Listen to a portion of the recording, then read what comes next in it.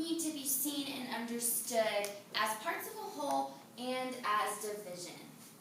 So we're going to go through some definitions. The whole can be represented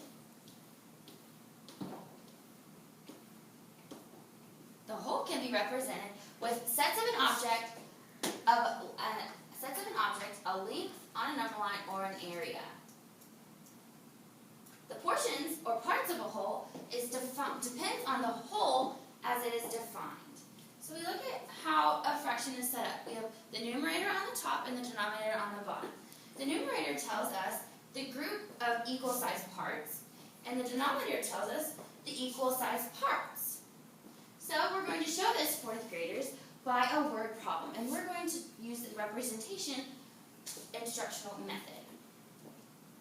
So Zoe had 81 Barbie dolls. 2/3 of them have blonde hair. How many have blonde hair?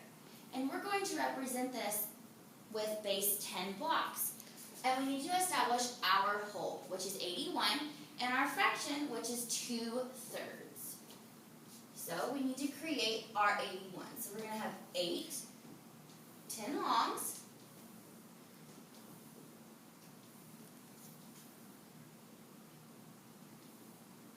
and we're going to have 1 unit. And since what we talked about before, that our denominator, which is the bottom number, tells us what our equal sized parts are, and that is here. So we need 3 equal sized parts, and we're going to use this with circles. And we're going to partition our 81 out into these equal sized groups. So we're going to start here, and we're going to partition these evenly. So we partitioned these out, these 10 longs out. But if you see, we only have 2 more 10 longs, and we have 3 equal sized groups. So we need to regroup these 2 10 longs into 20 individual units.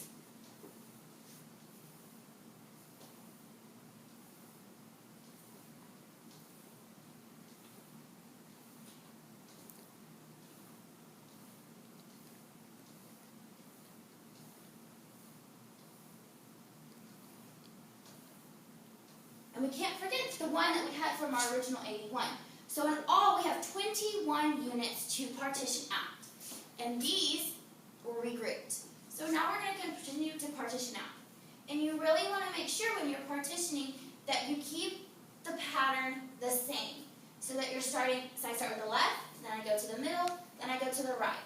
Because you could have too many in one group if you do not equally partition them out into a sequence like I'm doing, left, middle, and right.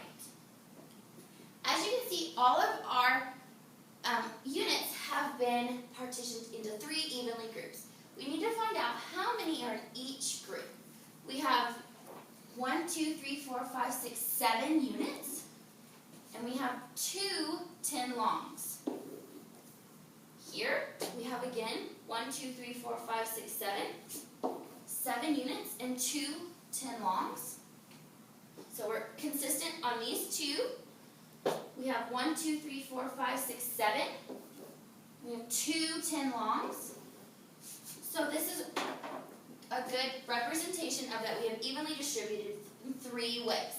So, because we are talking about fractions, this is a 1/3 because we have 3 even groups, and this is another third, and this is another third. So now we need to go back to our problem and find out what our numerator was.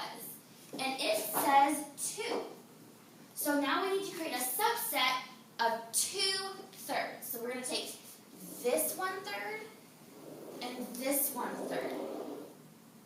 But now we need to find out what 2/3 is together. And we have 27 is 1/3. So now we need to combine or add 27 together. So 27 plus 27. We have 7 plus 7. We have 4 in the ones place, and we need to regroup a 10 long. You have 2 plus 2 is 4 with another 10 long is 5. So we can say that 2/3 of 81 equals 54. So Zoe has 54 blonde-headed Barbies. And we can represent this also in an area model. And we're going to do a different word problem. So, our next word problem is, Miss Bullard had 100 pieces of gum. After school, her students had chewed 3/4 of her gum. How many pieces did they choose? And again, we're talking about area model. So we're going to use 100 grid. And we have to establish our whole, which is 100. And we need to talk about our fraction, which is 3/4. And again, our numerator tells us the group size or the subsets of the equal size parts, and the denominator tells us what our equal size parts are. We need to now think, how are we going to create our equal size parts? Well, since it is 100, we can talk about money. There are 4 quarters and $1, and each quarter equals 25. So we can say that each of our equal size parts is going to have 25 in it. So now we can create our equal size parts.